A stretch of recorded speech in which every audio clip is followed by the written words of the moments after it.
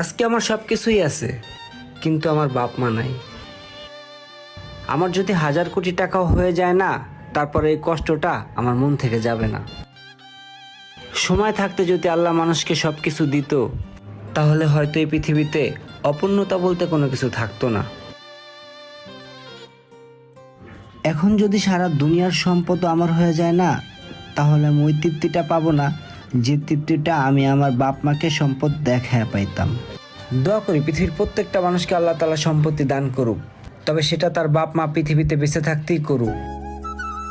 না হলে ওই সন্তানগুলো না কপাল পোড়ার মতো সারা জীবন কষ্ট বুকে নিয়ে পথ চলবে। আমরা যারা পড়াশোনা করি তাদের প্রত্যেকের উচিত পড়াশোনার পাশাপাশি যে কোনো একটা হাতের কাজ শেখা। হাতের কাজ শিখলে ভাতে মরবেন না।